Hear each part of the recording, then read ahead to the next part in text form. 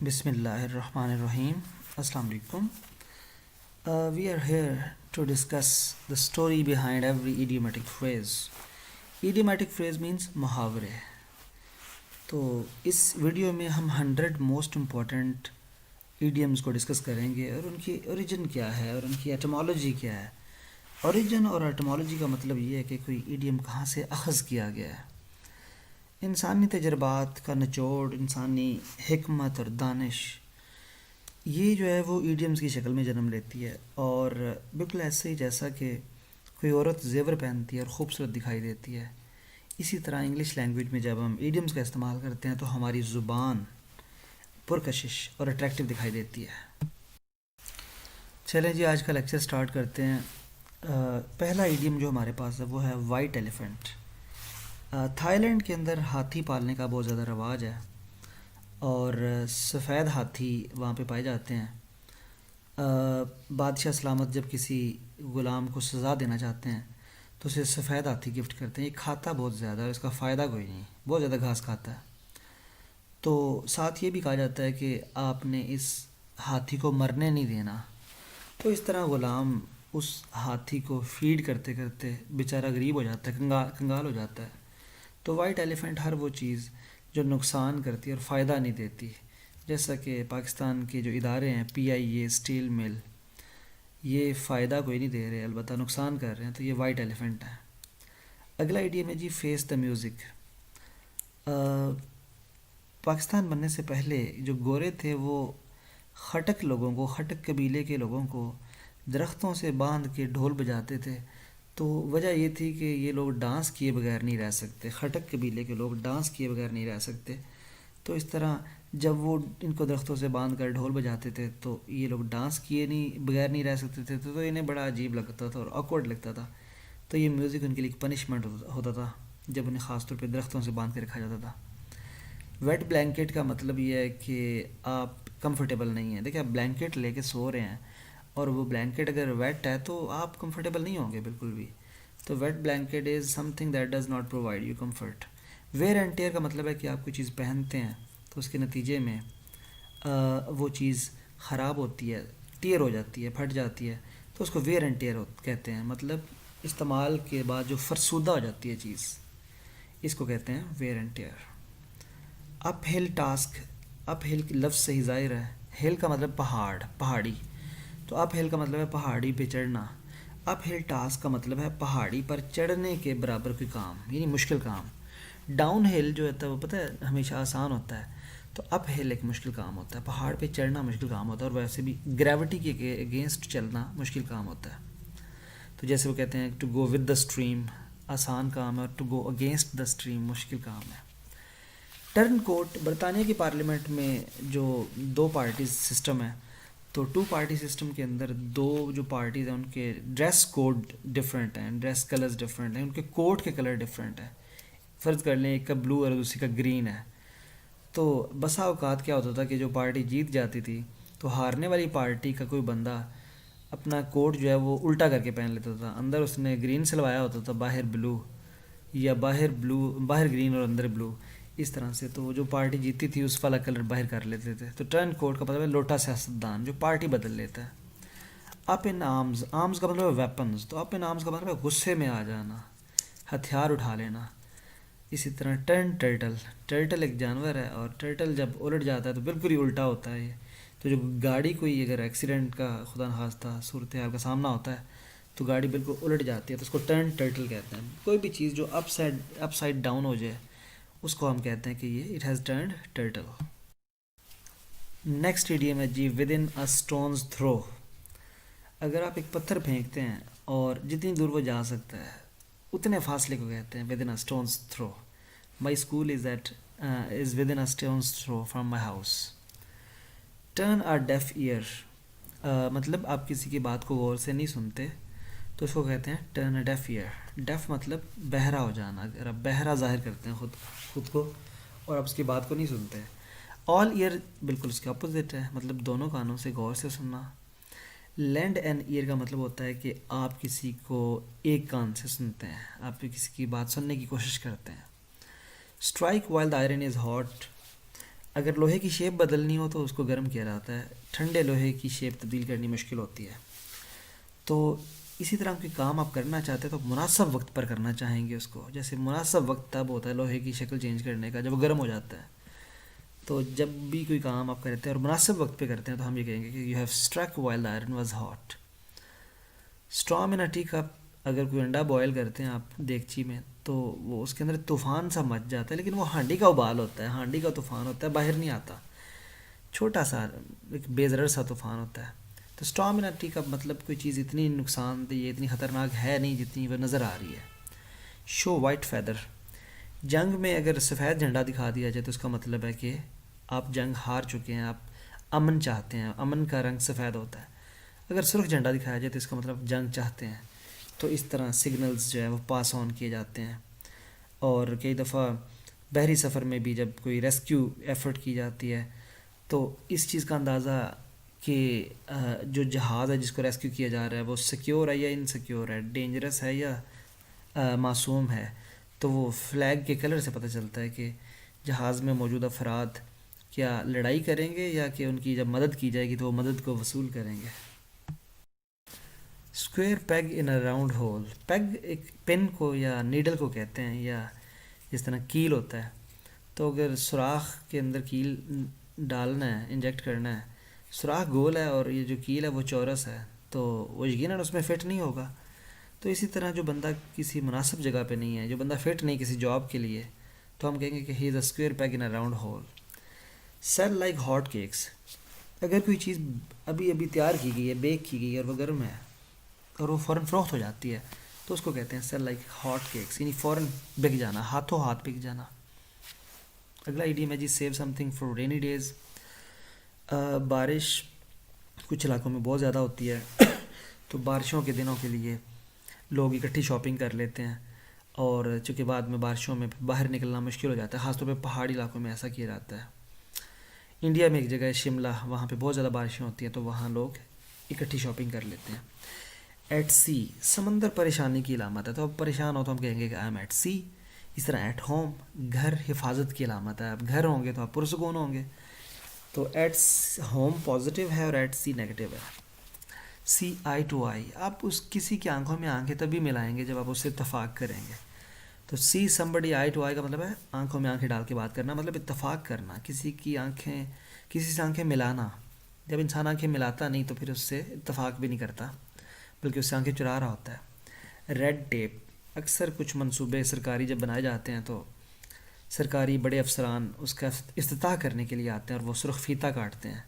Project तैयार भी हो जाए तब भी उस सुर्ख फीते के कटने का इंतज़ार किया जाता है, जिससे चीज़ें स्लो डाउन हो जाती हैं। अब हो सकता है कि गरीबों के लिए खाने की देग पकी हो और वज़ीर आज़म ने आके उसका इफ्तिताह करना हो, तो वो गैर ज़रूरी तौर पर लोगों को भूखा रखा जाएगा और फिर वज़ीर आज़म साहब आके फ़ीता काटेंगे। ऐसा एक वाक़या बलूचिस्तान में हुआ था। तो रेड टेप डेवलपमेंट को और मामलात को स्लो करती है।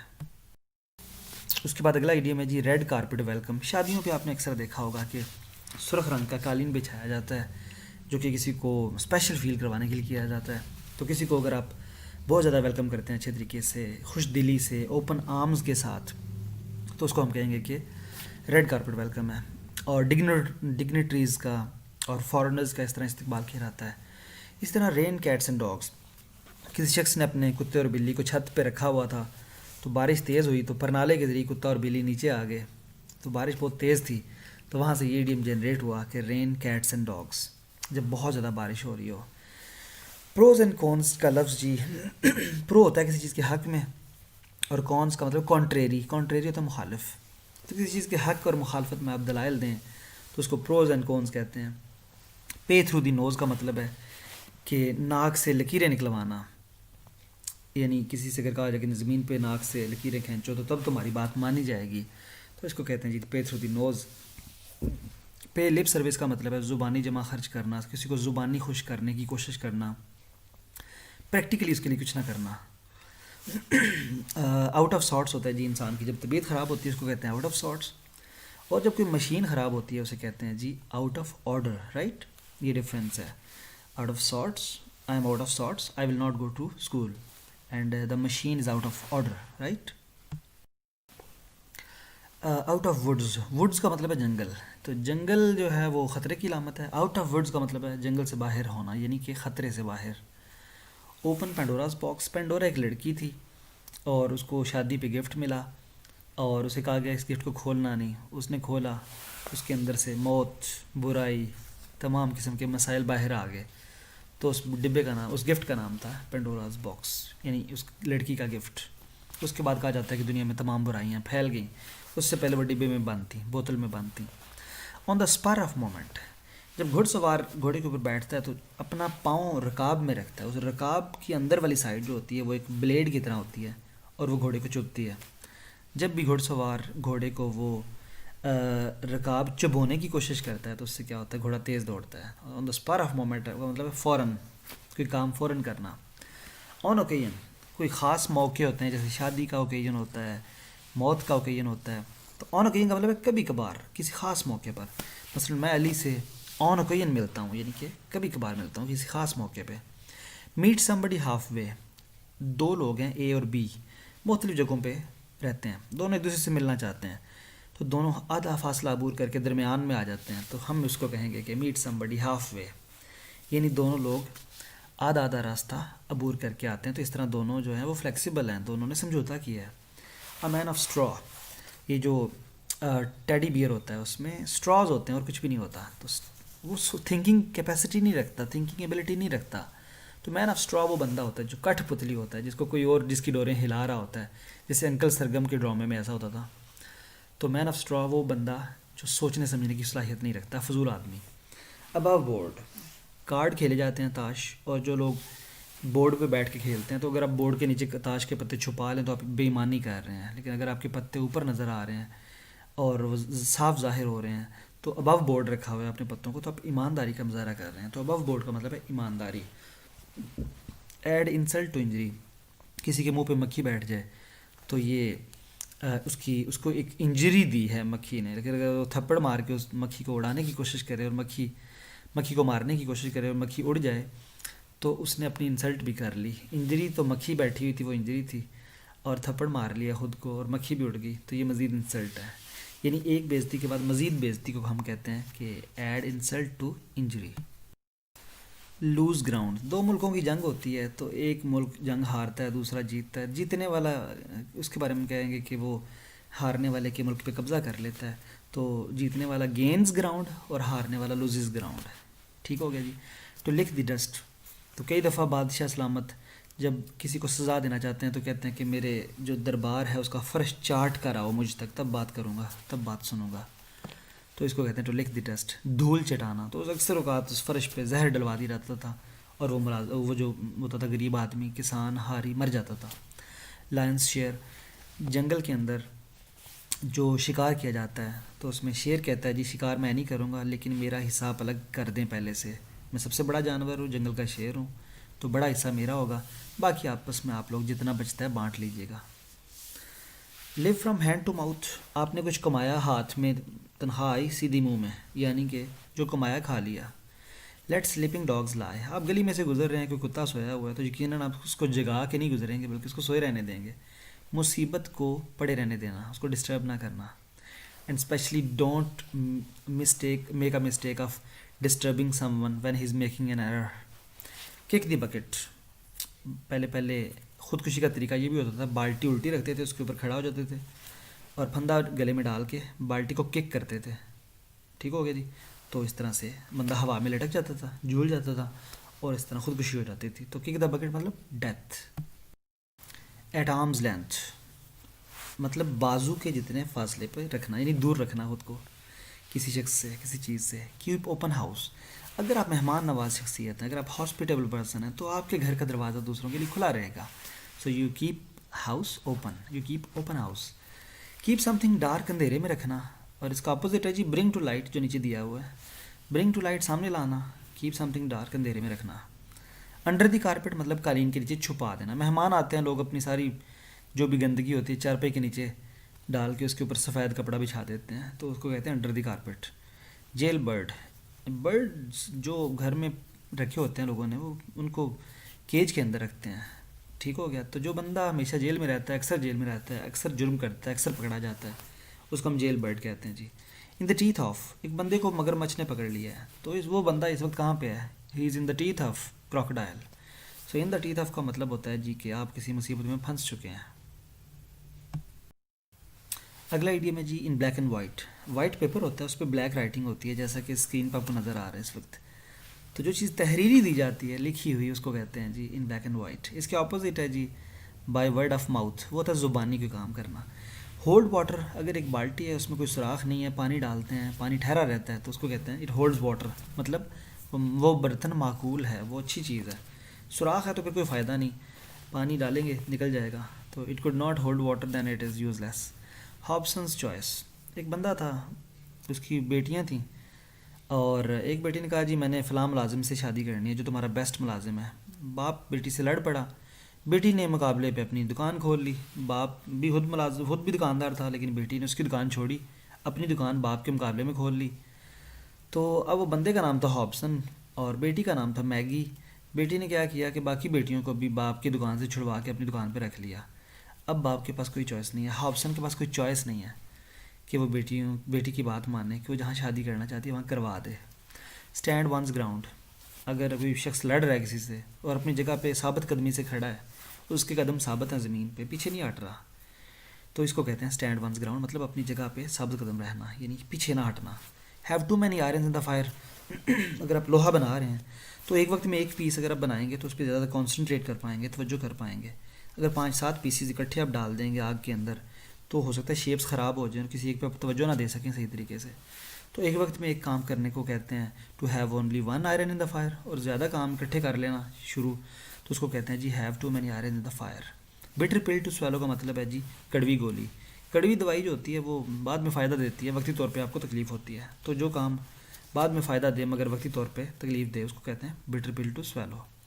हैंड इन ग्लव, जब आप कोई जुर्म करेंगे तो यकीनन कोशिश करेंगे कि ग्लव्स पहन के किया जाए, चूँकि फिंगरप्रिंट का दौर चल रहा है और ये जो प्रोसिक्यूशन है बहुत स्ट्रॉन्ग होगी पहले से। तो हैंग इन ग्लव का मतलब है जी कि आप कोई साजिश में शरीक हैं, कोई 2 नंबर काम आप कर रहे हैं। एट हैंड का मतलब है करीब, हाथ जितने फासले के करीब, और एट आर्म्स लेंथ हमने पहले पढ़ा था, वो मतलब दूर। टफ नट टू क्रैक, कुछ बादाम सख्ती से मुश्किल से टूटते हैं, सख्त होते हैं, हथौड़ी से टूटते हैं, कुछ दांतों से टूट जाते हैं। जो दांतों से टूट जाते हैं वो इजी नट टू क्रैक होते हैं, वो आसान काम होते हैं। जो टफ नट टू क्रैक होते हैं वो मुश्किल होते हैं, वो काम मुश्किल होता है, वो बादाम मुश्किल है। सो स्विम विद द स्ट्रीम, पानी के बहाव के साथ तैरना आसान काम है, लेकिन to go against the stream, पानी के बहाव के खिलाफ तैरना, उसके अपोजिट तैरना मुश्किल होता है। तो लोगों की मर्ज़ी के मुताबिक, जैसे सारे अवाम ज़िंदा रहते हैं, जैसे लोग ज़िंदगी गुजारते हैं, अगर आप वैसे ज़िंदगी गुजारना शुरू कर दें तो ये आसान काम है, मगर लोगों की सोच से हट के ज़िंदगी गुजारना मुश्किल काम है, जो कि लोग तनकीद करते हैं। गो अप इन स्मोक, किसी चीज़ को आग लगा दें, एंड पे धुआं ही उठेगा सिर्फ, तो गो अप इन स्मोक का मतलब आग लग जाना, ख़राब हो जाना, तबाह बर्बाद हो जाना। गिव फ्री रेन, रेन होता है लगाम, घोड़े की लगाम। अगर आप घोड़े की लगाम फ्री आज़ाद कर दें तो घोड़ा आज़ाद घूमेगा, आज़ाद भागेगा। गर्ड अप वंस लॉइंस, लॉइंस कहते हैं कमर को। गर्ड होता है जी बेल्ट, यानी कमर को कस लेना, उर्दू में मुहावरा है कमर कसना, मतलब तैयार हो जाना किसी काम के लिए। फ्रॉइडियन स्लिप, सिगमंड फ्रॉइड एक फ़िलासफ़र था, वो कहता है कि आप कोई चीज़ कहना नहीं चाह रहे, छुपाना चाह रहे हैं, मगर आप गलती से कह देते हैं, तो उसको कहते हैं Freudian slip.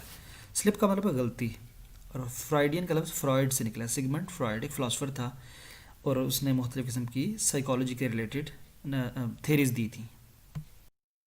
For a rainy day, बहुत सारे लोग क्या करते हैं जी, बारिशें जहाँ बहुत ज़्यादा होती हैं, इकट्ठी शॉपिंग की, घर रख ली।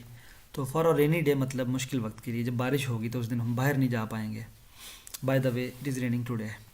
फ्लॉग डेड हॉर्स, घोड़ा मर चुका है और आप उसको फिर भी ज़िंदा करने की कोशिश करते जा रहे हैं, तो कोई फ़ायदा नहीं, यानी बेहिस इंसान को जगाने की कोशिश करना, पत्थर दिल इंसान को मोम करने की कोशिश करना।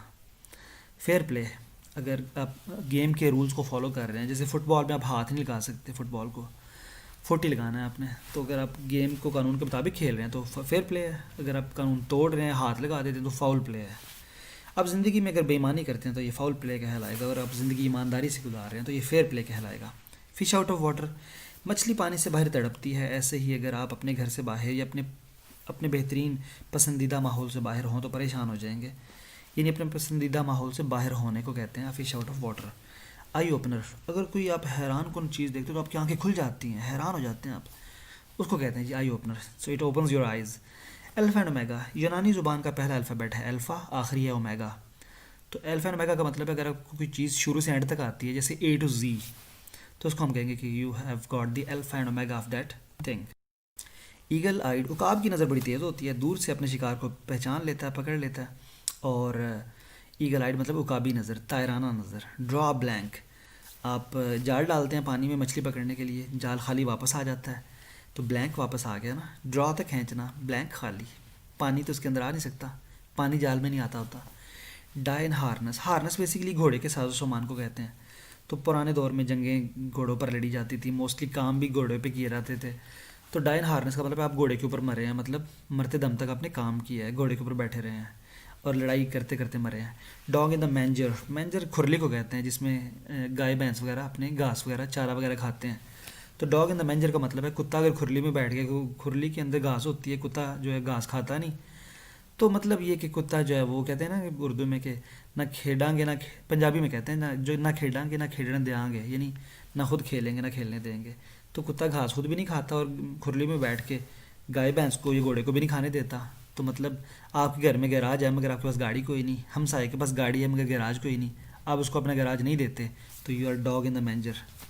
क्रॉस योर फिंगर्स, वो क्रॉस इस स्लीप को कहते हैं ना, क्रिश्चियंस क्रॉस बनाते हैं, तो अपने फिंगर्स से क्रॉस बनाते हैं ताकि जीसस क्राइस्ट की उन्हें हेल्प मिल जाए। तो जो इंग्लिश क्रिश्चियंस की ज़ुबान है तो इसलिए उन्होंने ये इडियम क्रिएट किया, क्रॉस योर फिंगर्स या keep your fingers crossed. Crocodile tears, crocodile जो होता है मगरमच्छ, उसकी आंखों से एक लिक्विड निकलता है, मादा निकलता है, वो आंसू नहीं होते, झूठ मूठ के आंसू होते हैं। इसी तरह अगर कोई शख्स झूठे आंसू बहाए तो उसको हम कहते हैं कि क्रोकोडाइल टीयर्स कर रहा है। कोल्ड कम्फर्ट, अगर आपको थोड़ा सा खाना दिया जाए तो उससे कंफर्ट तो मिली आपको, लेकिन आप अभी भी सेटिस्फाई नहीं हुए, या आपको एक ऐसा कंबल दिया जाए जो बड़ा बारीक सा और सर्दी बहुत ज़्यादा है, तो आपको कंफर्ट मिली है मगर still you are feeling the cold. So cold comfort means you are comfortable but you are not 100% comfortable, you are still feeling the cold. All Greek to someone, यूनानी ज़ुबान जी दुनिया की मुश्किल तरीन ज़ुबानों में से एक ज़ुबान समझी जाती थी माजी में। तो कोई बात किसी की बात समझ ना आती तो कहते थे तुम यूनानी ज़ुबान में बात कर रहे हो, whatever you are saying is all Greek to me. A close fisted man, fist होता है मुट्ठी, बंद मुट्ठी, यानी जो शख्स अपने पैसों दबा के रखता है अपनी मुट्ठी में, उसको कहते हैं close fisted man. Cock and bull story, झूठी मोटी कहानी, यानी कॉक मुर्गा और बुल सांड, इन दोनों का आपस में कोई ताल्लुक ही नहीं है, तो ऐसी कहानी जिसके वाक़यात का आपस में ताल्लुक ना हो कॉक एंड बुल स्टोरी कहलाती है। चीक बाय जोल, आपके चीक्स जो होते हैं और जोल करीब करीब वाक़ होते हैं जोल मुंह के अंदर होता है और चीक्स बाहर, तो जबड़ा और गाल का आपस में करीबी ताल्लुक है। अगर आपका किसी से करीबी ताल्लुक है तो उसको हम कहेंगे you have a cheek by jowl relationship with him. Cat's paw, एक बंदर था और बिल्ली थे, दोनों ने पॉपकॉर्न खाने थे, खातून किचन से गायब हुई और पहले बिल्ली ने जनाब बंदर को पॉपकॉर्न खिलाने शुरू कर दिए, और जब वो खा चुका तो फिर मालकिन आ गई, दोनों भाग गए, तो बिल्ली का जो पॉ था, पंजा था, वो इस्तेमाल हो गया, बंदर ने बिल्ली को इस्तेमाल कर लिया खाने के लिए, बिल्ली कुछ ना खा सकी, कुछ ना कर सकी, बंदर की चालाकी है। तो कैट्स पॉ का मतलब है किसी का आला कार बन जाना, जैसे कि बिल्ली बंदर का आला कार बन गई। कैपिटल पनिशमेंट होती है सबसे बड़ी सज़ा, यानी death. Carry the day, test match 5 दिन का होता है क्रिकेट में, और अगर आप पहला दिन एक टीम खेलती है और बड़ा अच्छा परफॉर्म करती है, अच्छी बैटिंग करती है, अच्छा स्कोर करती है, तो हम कहेंगे कि it has carried the day. Carry weight, किसी की बात में वज़न हो तो उसको कहते हैं जी इट कैरीज द वेट, यानी कि बात में वज़न है, बात हल्की बात नहीं है। टू बैरी दी हैचेट, माजी में जब लड़ाई होती थी तो बाद में सुलह भी हो जाती थी, तो सुलह करते वक्त दोनों कबीले जो थे अलामती तौर पे अपनी कुल्हाड़ियाँ दफन करते थे, उसको कहते हैं to bury the hatchet. In black and white, पहले भी डिस्कस कर चुके हैं, वाइट पेपर के ऊपर ब्लैक राइटिंग, यानी तहरीरी तौर पर। बाय वर्ड ऑफ माउथ, ज़ुबानी की बात बताना। अ बिज़ी बी, मक्खी बहुत सारे हज़ारों फूलों का रस निचोड़ के फिर शहद तैयार करती है, तो वो बहुत मसरूफ़ होती है, अगर आप बहुत मसरूफ़ हैं तो आप बिज़ी बी हैं। बर्न द मिडनाइट ऑयल, रात को चिराग जला के पढ़ना। पहले पहले जब चिराग जलाते थे घरों में तो सिर्फ इम्पॉर्टेंट काम करने के लिए चिराग जलाया जाता था, जैसा कि study. Bring someone to book, जब चलान करता है कोई ट्रैफिक वाला किसी का तो उसको चलान बुक दिखाता है, उस पर रूल्स लिखे होते हैं, तो he brings that culprit to the book. Break the ice, जहाँ सिर्फ आइस पड़ी हो, जैसे कि अंटार्कटिका, तो वहाँ किसी और चीज़ की आवाज़ कहाँ आएगी सिवाय बर्फ़ के, तो बर्फ़ जब टूट के गिरती है तो उससे सकूत टूटता है। तो ब्रेक दी आइस मतलब सकूत तोड़ना, मतलब बात करना, खामोशी तोड़ना। Burn one's boats, Tariq bin Ziyad ने अपनी कश्तियाँ जला दी, क्योंकि जो उसके फ़ौजी थे वो पीछे जाने का सोच रहे थे, बुज़दिल हो रहे थे। वो कश्तियाँ जला दी तो उन्हें पता था सिर्फ आगे बढ़ना है, पीछे जाने का कोई सवाल ही पैदा नहीं होता। तो जब आप अपने पास कोई ऑप्शन नहीं छोड़ देते, जैसा कि हॉब्सन्स चॉइस हमने पहले पढ़ा था, कोई चॉइस ना छोड़ देना। बोज़म फ्रेंड, बोज़म कहते हैं सीने को, आप जिस दोस्त को सीने से लगाते हैं वो आपका बोज़म फ्रेंड होता है, करीबी दोस्त। अब बोन ऑफ कंटेंशन, दो कुत्ते एक हड्डी पे लड़ रहे हों उसको कहते हैं बोन ऑफ कंटेंशन, यानी दो उम्मीदवार, जैसे Kashmir is bone of contention between India and Pakistan. Black sheep, sheep आमतौर पे वाइट कलर की या ऑफ वाइट कलर की होती है, जो ब्लैक कलर की होती है वो बदनाम होती है, वो पसंद नहीं की जाती। तो जो शख्स बदनाम है, जो पसंद नहीं किया जाता, वो ब्लैक शीप है।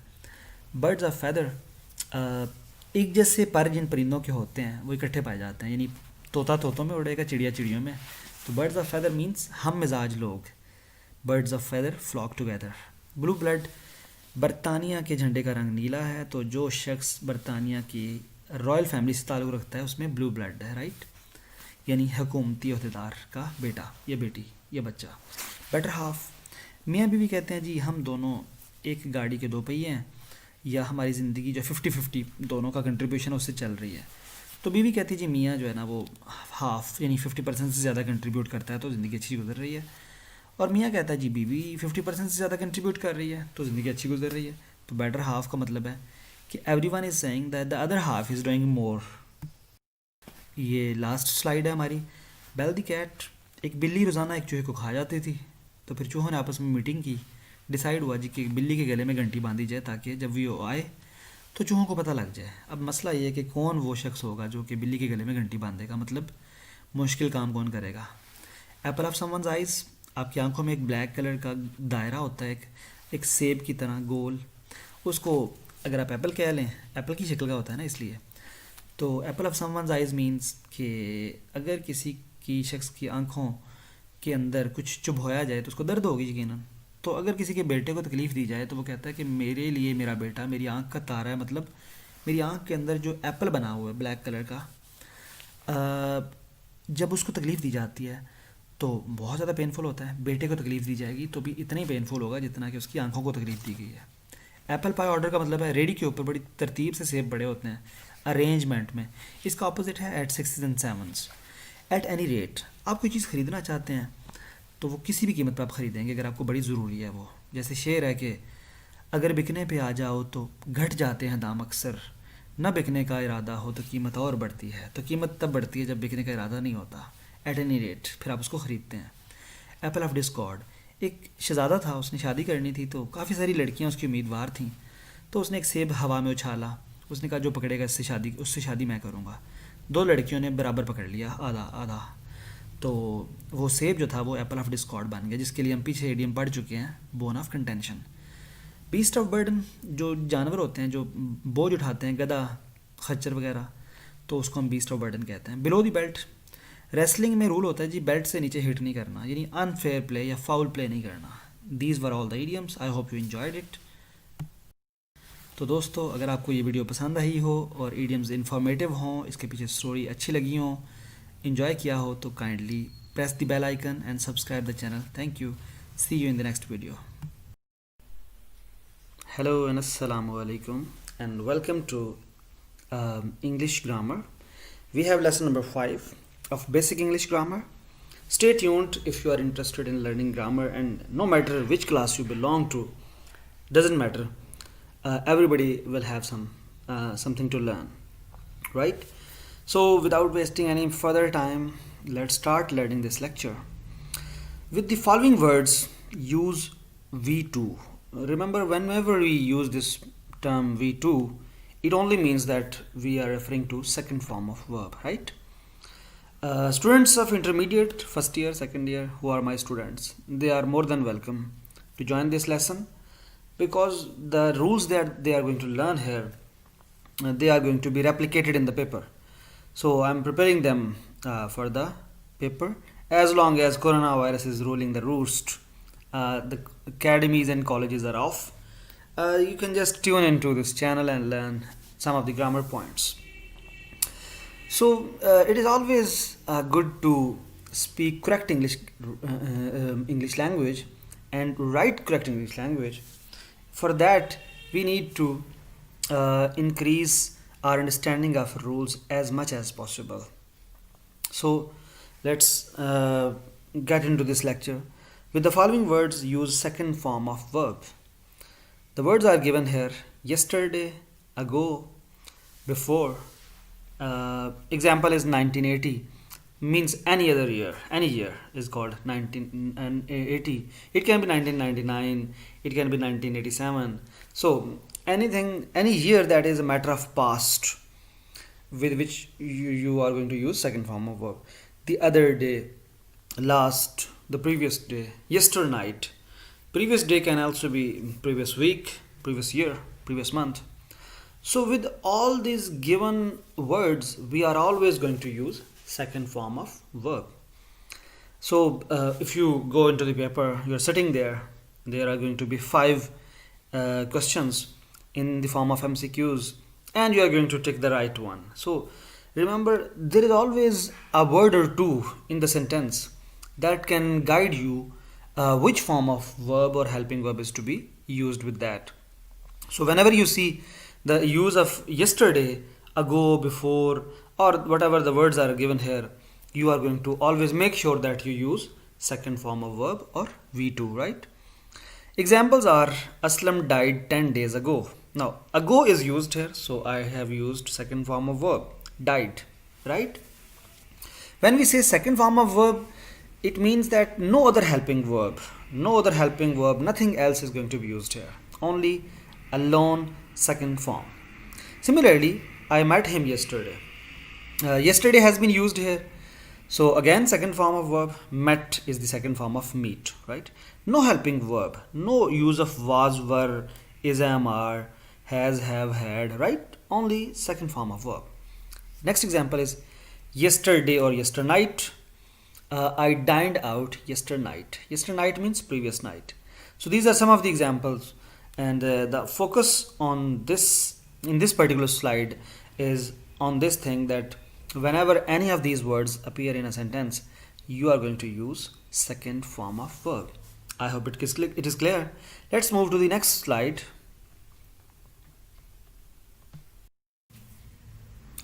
Let's see some more examples. I bought this house in 1980. Now, whenever past year is mentioned in any of the sentences, we use second form of verb. So, bought is the second form which is used here because a time gone by is mentioned here. A year which has already taken place in history, which is already history, is used here. He went to Murray last year. Now, the word last tells us that we are going to use second form of verb. So went is the second form of go. So in this way, we are always going to use second form of verb with the words that are given in these slides. We will keep on adding one point and another during the course of this lecture. Let me tell you something here. Remember, never question grammar, never question the logics of language, because there is no logic, there is no logic in English language or in any of the languages. The point is that whenever you come across a grammar point related to grammar, you need to just memorize it and practice it and put it into your practice and never forget it. Because if we start talking about logic, why is this rule in this way, we are not going to get any answer. We are going to end nowhere. So, if you are going to become a successful English language learner, you need to give most of your attention to what the rule is instead of questioning why it is so, right? So, we need to have a positive frame of mind and a frame of mind of acceptance. And let's move to next rule. We are going to talk about the use of had better. Had better, right? It's an expression and it is used in English language. In Urdu we say behtar hai ke. Okay, in Urdu we translate had better as behtar hai ke. Whenever we advise somebody, we advise ourselves or advise somebody else, we use had better. Rule is always use first form of verb after had better. Examples is also mentioned here. I had better work hard. So had better is followed by first form of verb. Work is the first form. Now don't confuse this expression had better with had. Use of had is something different, and use of had better is entirely altogether different thing. Had better, you always use first form of verb after had better, and you always use third form after had.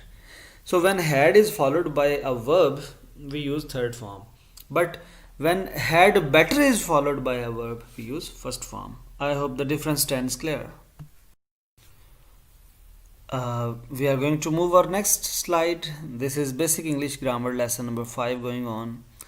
We are going to talk about use of I wish. Okay, I wish. Whenever you express any desire, you say in life, I wish, I wish.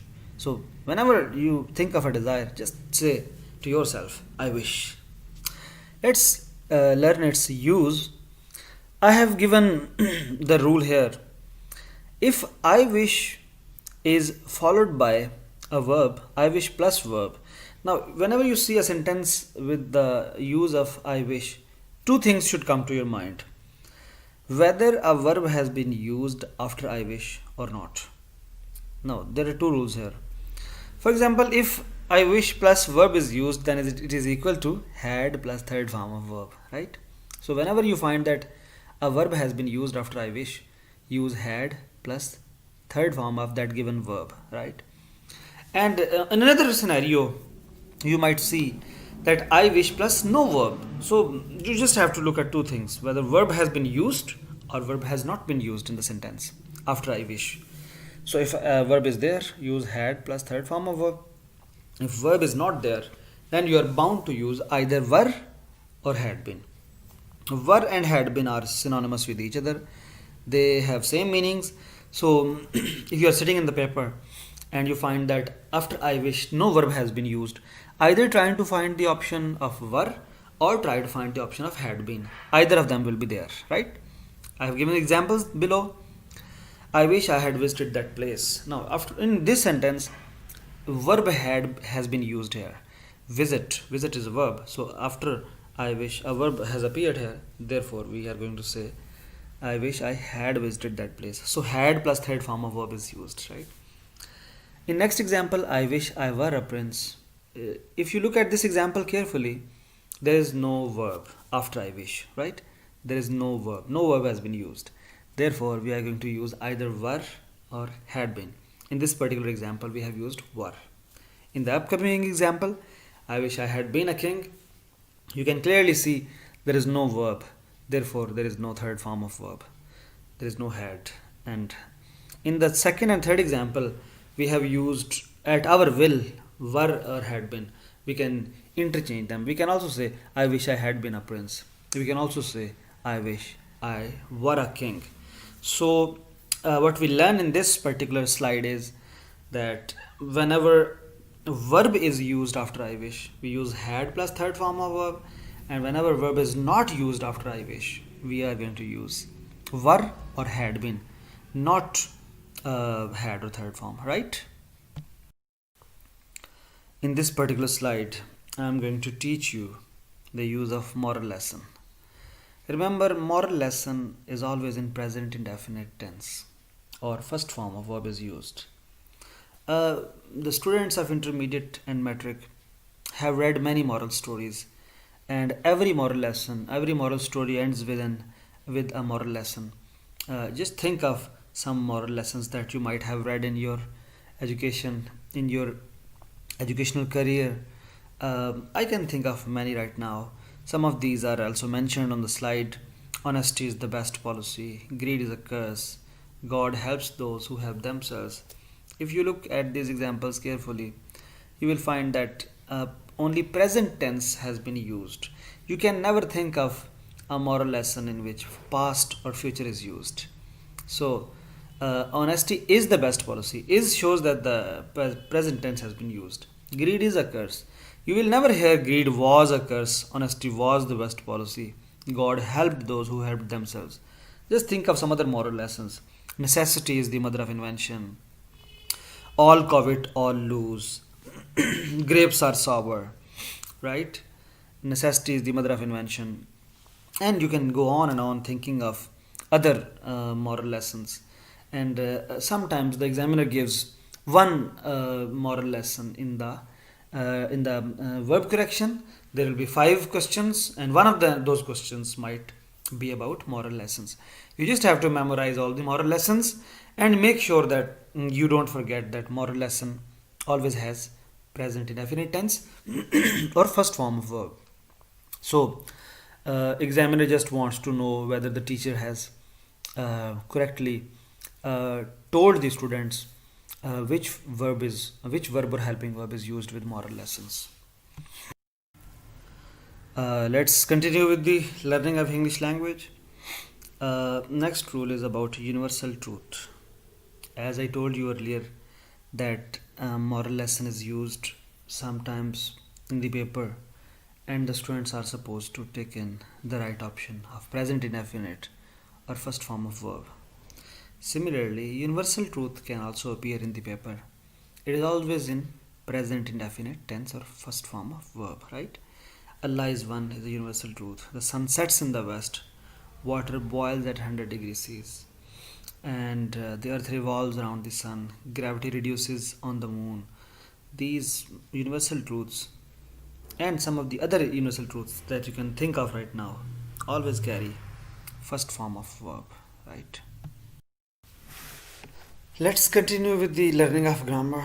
We are going to talk about use of as if, right? As if in Urdu we say goya ke, jaisa ke.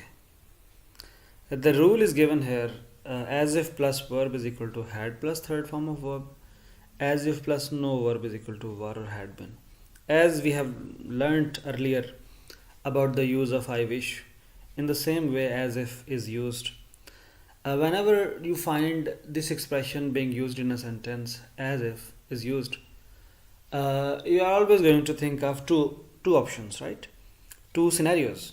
The one scenario is whether a verb has been used after as if, and the second scenario is whether a verb has not been used after as if. Okay, if a verb has been used, then use had plus third form of verb. If a verb has not been used after as if, use were or had been. Examples are given below. He dresses as if he were a prince. So there is no verb after as if, therefore we have used were. She speaks as if she had been a princess. And again, there is no verb after as if.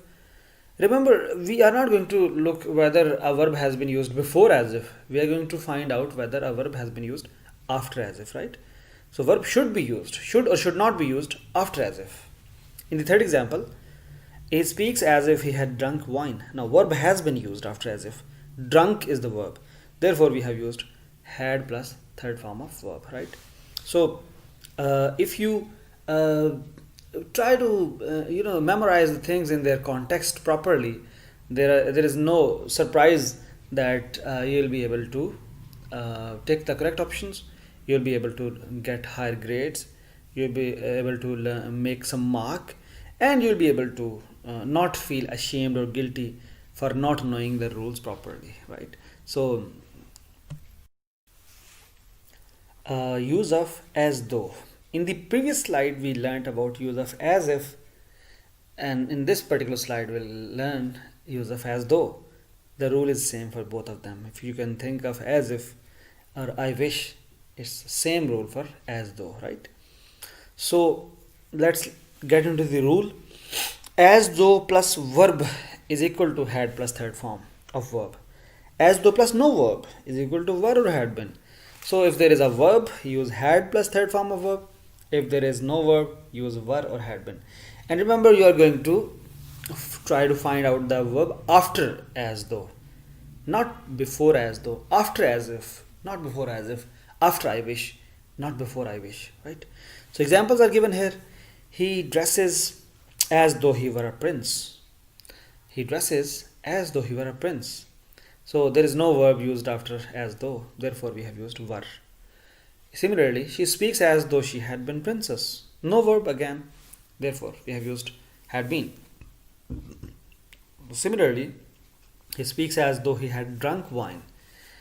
as though is followed by a verb. Drunk is a verb, therefore we have used had plus third form of verb, right? Yet another matching rule has been mentioned here, use of would that. If you remember, we talked about I wish. I wish and would that are synonymous with each other, right? They're synonyms of each other. They have the same meanings. Whatever rules we talked about in I wish, the same rules are used for would that, right? Whenever you have any desire, you say kash, I wish. You can also say would that. So the rule of would that is that if would that is followed by a verb, then you say had plus third form of verb, right? You use had plus third form of verb. Whereas if would that is followed by no verb, you are going to use were or had been. Examples are would that I had visited that place. So would that is followed by a verb. Visit is the verb, therefore we have used had plus third form of verb. In the second example, we have said would that I were a prince. There is no verb after would that, therefore we have used were. Okay, were is used when there is no verb. In the third example, would that is followed by no verb. That's why we have used had been. Okay, were and had been are used when there is no verb, and had plus third form of verb is used when there is a verb. Let's talk about use of prayer. When somebody prays for somebody else, whenever we use this word pray, we are going to use may or might. Excuse me. So when are we going to use may and when we are going to use might? May is the first form of this particular helping verb, and might is the second form of this particular helping verb. The rule is when there is first form of verb, we are going to use may with it. When there is second form of verb, we are going to use might with it. The beggar prayed that I might live long. So prayed is second form of verb, therefore we are going to use might. And pray is the first form of verb. I pray that you may live long. So with first form of verb, you are following it with first form of helping verb, and second form of verb is followed by second form of helping verb. I hope the difference stands clear. Use of as well as. The rule is helping verb is used according to second noun or pronoun. Remember, whenever we use as well as, there are two nouns mentioned. Names of two persons are mentioned, or the pronouns for two people are mentioned. Okay, and every pronoun has a different helping verb, and we are going to use our verb according to which noun or pronoun? According to the second noun or pronoun. So he as well as I dash ready for a function, right?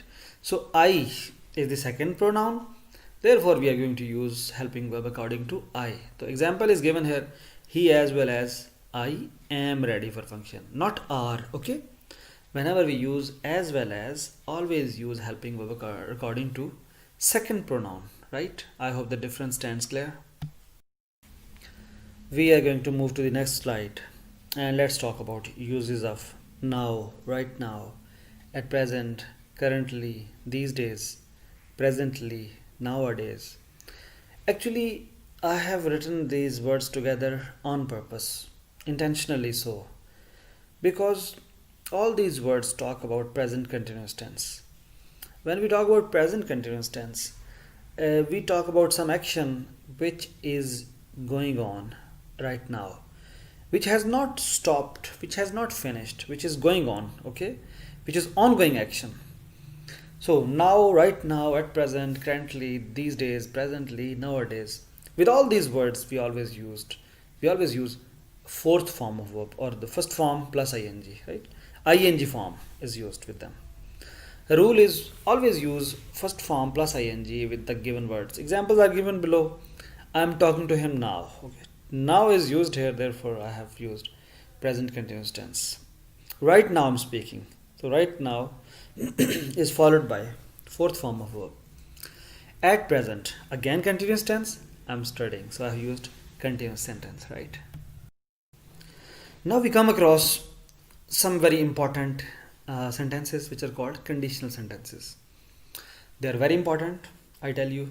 They might appear in the paper many a times. When we go and mark the board papers, we find out that these rules, conditional sentence, all appear there in the paper more often than not. There are four kinds of conditional sentences. I will tell you orally what their names are. The first kind is called zero conditional, the second is first conditional, then there is second conditional, then there are third conditional sentences. So, zero, first, second, and third conditional sentences. These are the four types of conditional sentences. I have also written four sentences in front of you on the screen, and they are in the same order in which I have just mentioned them. Now, the students find it pretty much difficult to differentiate between them, and we are going to try to make it easier for them to understand. Remember, conditional sentences are those sentences in which we use some condition, right? There is some condition, and if you fulfill that condition, there is going to be some result. So, conditional sentence always has two parts. There is a dependent clause. Remember, we use most of the time the word if is used in conditional sentences. So, whenever you find the use of if or when, remember when is also used in the same context. Use of if or when denotes that conditional sentence is there. A conditional sentence must have two parts, two clauses. Every clause has its separate subject and verb. You can see that in all of these sentences there is a conditional sentence, there is a dependent clause, and there is an independent clause. Dependent clause is one in which we use if or when, and independent clauses that can survive independently and with which you do not use if or when, right? If you use dependent clause before and independent clause afterwards, there is going to be a comma, and as is mentioned in front of you. Whereas if you switch their arrangement, their order, if you use dependent clause later on and if you use independent clause first, there is going to be no comma. In easy terms, whenever you use if in the start of the sentence, use a comma. When if does not appear in the start of the sentence, there is no comma, right? So let's move to the first rule. If you boil water, it heats at 100 degrees C. If you translate this sentence into your own language, if you try to understand and grasp this rule, remember, if you boil water, if you actually go to the kitchen and boil water, you will find that whenever you fulfill this condition of boiling water, unchangeably, invariably, you will find that it always results into heating at 100 degrees C. Water always boils at 100 degrees C, no matter what, okay? Unchangeable fact. Remember, some students of chemistry might be thinking, well, water can also boil sometimes at 110 degrees C. But those are not standard temperature and pressure conditions, right? We are talking about standard temperature and pressure, which is also called STP. So under STP, if you boil water, it heats at 100 degrees C. So the first rule, which is called zero conditional sentence, while we learn zero conditional sentence, we consider it important to mention here that when you boil water, it always heats at 100 degrees C. It always boils at 100 degrees C. This is a kind of sentence in which if you fulfill the condition of boiling water, it will always result into boiling it, right? There are 100% chances of boiling it, not 99%. And remember, 100% chances of something happening are only when it is a universal truth. So basically, the zero conditional sentence is also called universal truth. If universal truth is used in a conditional sentence, we are always going to use first form in both the clauses, in both the parts. As you can see, boil is the first form of verb and heats is also first form of verb. So a conditional sentence has first form of verb in both parts only and only if it is a universal truth. If it is a zero conditional sentence, if the condition, if we fulfill the first condition, if 100% chance is there that it will result into what is written there as an effect. So it works under a formula of cause and effect. Boiling the water is a cause, and heating and boiling at 100 degrees C, it is an effect. So whenever this cause leads into this effect that is mentioned here, just think that it is a universal truth. And zero conditional sentence, always use first form of verb with zero conditional sentences. Let's move to the next example. Whenever I teach the students about grammar, about conditional sentences, I try to teach the second and third example simultaneously because it is easy to understand. Now, if you can read this sentence, you will find that there is a minor difference between the second and third sentence. If you work hard, you will succeed. If you worked hard, you would succeed. In the second sentence, we have used first form of verb. In the third sentence, we have used second form of verb. In the second sentence, we have used first form of helping verb. In the third sentence, we have used second form of helping verb. Second sentence is called first conditional. Third sentence is called second conditional, right? If you are sitting in the paper and you find a conditional sentence being used in the paper and you are supposed to mark it correctly, I will tell you how to do it. Whenever a sentence appears in front of you, just think and imagine that it is a universal truth. Suppose you have read it, you have understood the sentence. Finally, you have drawn the conclusion that it is a universal truth. Then use first form of verb in both the clauses. Fine. Let's move on. Whereas, if you are sitting in the paper, you have found that the sentence is not a universal truth, then think about the first conditional sentence and the second conditional sentence. They are used simultaneously in the similar manner. If it is not a universal truth, then it is a possibility that it might be a second or third rule, or the first conditional or the second conditional. How do they operate? Let's see. If we use say a first form of verb, work is first form. It is going to be followed by a first form of helping verb. Will is the first form of helping verb, right? Will is the first form of would. In the third example, you can see the second form of verb has been used. If you worked hard, worked is the second form. Second form of verb is followed by the second form of helping verb. Would is the second form of helping verb. So, what we learn from these examples is that when first form of verb is used, you are going to follow it with first form of helping verb. When second form of verb is used, then you are going to follow it with second form of helping verb. So this is how second and third rule operates. There are going to be two scenarios. Either they will give you the dependent clause in intact form, and you are going to complete or fill in the blank in the independent clause, or they are going to give you a full independent clause and you are going to fill in the dependent clause. So one will be given, the other will be found by you. So examiner always gives some information and he wants you to bring some information. So I hope the difference stands clear. If you find that examiner has written this sentence in this way, you will succeed, you will succeed. Will is the first form of helping verb, and in the other clause you are going to use first form of verb. And if you find that he has given this part, you would succeed, is written in the paper, you would succeed. So would is the second form of helping verb. With it you are going to use second form of verb. Let's move to the fourth and last example, and this is called third conditional sentence. This is also called as impossibility of action. Remember, the fourth example is entirely different from the previous examples. Okay, it has no relevance. How is that? Let's see. He has written, if you had worked hard, you would have succeeded.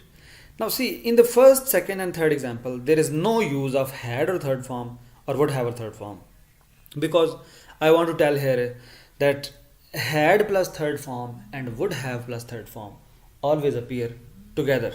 So whenever you see that had plus third form of verb has been used, you will use it along with would have plus third form.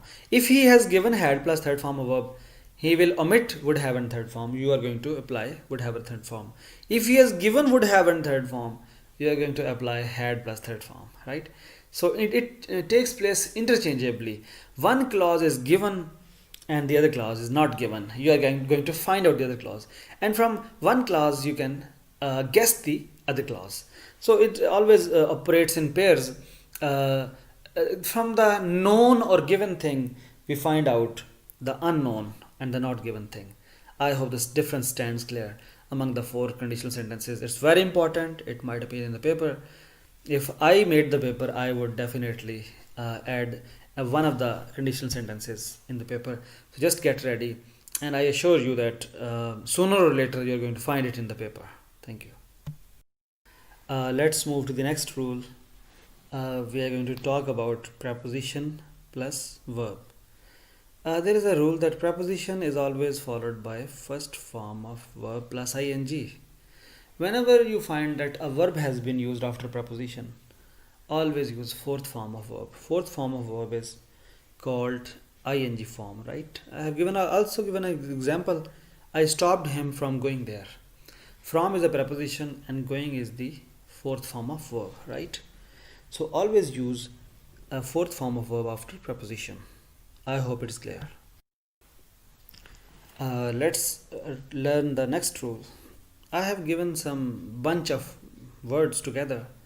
Usually, generally, daily, sometimes, always, often, regularly, frequently, rarely. You can see that except for one word, all these words mean that the person is talking about habit. We always use word usually, generally, daily, sometimes, always, often, regularly, frequently to talk about habits. Rarely is the only exception. And the rule is always use first form of verb with habit, right? Examples are I go for a walk daily. Go is the first form of verb. He always comes late. Comes is also first form of verb. So daily is a habit. Always is also a habit. And with both of these examples, I have used first form of verb. So always use first form of verb with habits. Next rule is how to handle verb correction MCQs in paper.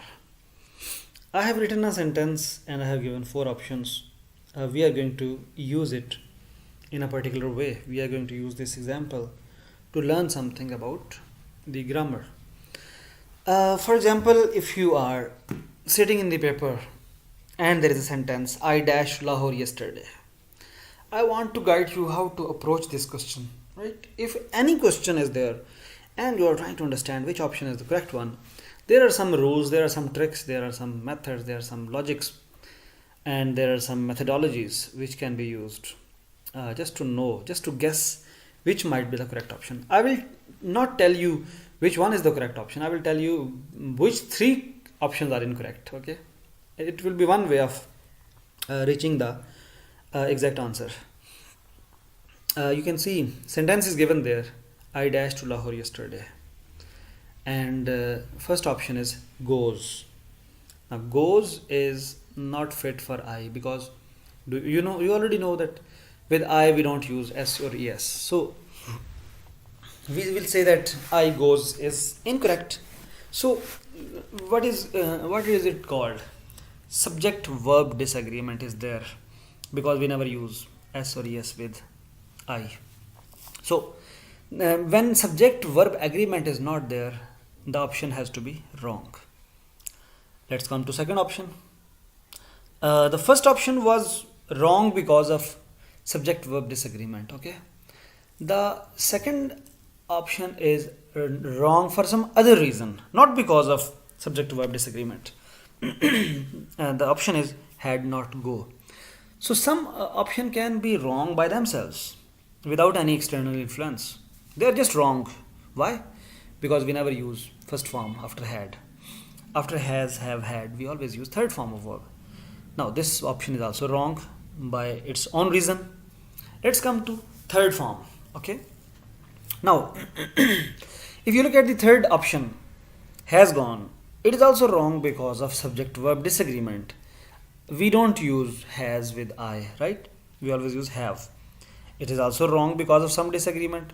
Let's come to the fourth form. I went to Lahore yesterday, and you know that with yesterday we always use second form of verb.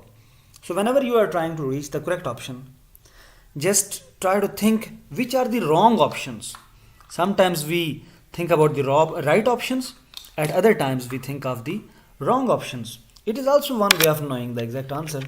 So always use multiple ways and means to reaching the correct option. Let's move to the next slide. Use of to plus verb. Remember, whenever you find out that to is used and after that a verb is used, most of the time, 99% of times, first form of verb will be used. For example, always try to speak the truth. So to is followed by a verb speak. We have used first form, right? So bear in mind that to is always followed by first form of verb. Many students make this mistake that they sometimes use second or third or fourth form after to. There can be some exceptions, but right now we are focusing on what are the rules, general rules. Exceptions are always there, but rule is that always use first form of verb after to. Next rule is use of speak the truth and tell a lie. जब भी आप सच बोलेंगे तो आप कहेंगे कि always speak the truth. You have spoken the truth, okay? It can never be called tell the truth. That is wrong, okay? And you will always say tell a lie. You will never say speak a lie. Okay? Tell a lie, speak the truth. Always take pride in speaking and writing the true and correct English grammar. It will always lend value to your expression. It will always lend beauty to your image, to your understanding of grammar. Always think grammar, live grammar, talk grammar, write grammar, speak grammar. Now let's come to the use of lest. Lest is translated in Urdu language as kahin aisa na ho. Whenever you use this expression kahin aisa na ho, use the word lest. And how to use it? Let's see. The rule is given there. Lest is followed by should plus first form. If you have read Gulistan of Saadi, in the second story of Gulistan of Saadi, you might have read this sentence: pay for the salt, lest it should become a custom. Okay? The first year students know this thing very well, that lest is followed by should plus first form of verb. Example is, he walked slowly lest he should fall down. So lest is followed by should plus first form of verb. Let's move to the next rule. I have written a few words here for you. Tomorrow, next, upcoming, coming, coming day, following day, in future, and 2021. 2021 refers to any of the coming years. It can be 2022, 23, 24. I have written these words together because we always use same rule with all of them, right? So whenever you find any of these words, you will use helping verbs will or shall depending upon the subject plus first form of verb, always with them. So the rule is given here: always use will, shall plus V1 with the above mentioned words. I will give it an example as well. I will go to Lahore tomorrow. So with tomorrow, always use will plus first form and also with the remaining words. And just try to memorize these words together and practice them from your book of grammar. And I can also respond to your feedback if it is there. We will talk about now about the use of since and for. As you know very well that since or for are used with time, and the rule is always use has been, have been, or had been, or will have been along with these words whenever you find a word since or for along with time. So always use has been, have been, had been, or will have been. He has been living here since 1990. Okay, so sometimes students make the mistake of using present continuous tense with since for, they should be using present perfect continuous tense, or past perfect continuous tense, or future perfect continuous tense. Instead of saying that I'm reading for 10 minutes, say I have been reading for 10 minutes, right? It is always beautiful to speak correct grammar. We have got another rule, use of by plus present or by plus future. Since we are concerned with a verb correction in which sentences are given in the paper for intermediate or metric students, and we have to find out any of the four options which is correct, we have to reach the correct option.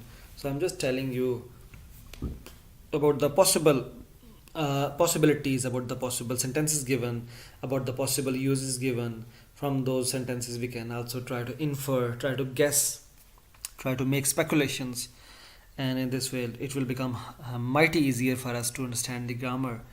So the rule is use will have plus third form of verb. Whenever you find by plus present, by plus future, use third form of verb. Will have plus third form of verb, right? The example is given here. I will have reached Karachi by tomorrow. By plus future is used here, and we have used will have plus third form of verb. I hope you learned this rule. Let's move to the next rule. Use of reach, attack, love, marry, hate, resemble. These are some of the famous uses which appear in first year paper and second year English paper as well. The rule is never use any preposition with any of these words. Sometimes people make the mistake of saying, I reached at home. That is wrong, okay? I reached home, okay? I hope you won't make this mistake in future. I reached my home. Similarly, Pakistan attacked India is right. Pakistan attacked on India is incorrect, okay? Attack is not followed by any preposition. Similarly, love. I love my mother, okay, as is given in this slide. Never say I love to my mother, I love with my mother. That is wrong. She will start hating you for your bad grammar. I hate him. I never say I hate to him, I hate with him. Actually, if you want to ask yourself, why do we make the mistake of using preposition where it is not used? Actually, there is native language interference. Our native or natural or mother tongue interferes with the foreign or external language. Therefore, we make these mistakes, but we are not supposed to. Another word is used here, resemble. Alia resembles her mother. Now, resembles is a verb with which you never use any preposition.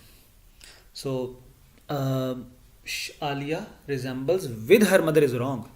Alia resembles her mother, okay? I hope you will not be making this mistake. These are very famous, some of the very famous verbs, and often they appear in the paper, and we are supposed to memorize them in unison. Remember them together. Never memorize these words in isolation. You might forget. Just try to create some categories in your mind, and whenever you think of one of those words, it should all those words should come to your mind. This is how I used to learn grammar. This is how I improved my grammar. This is how I reduced my mistakes.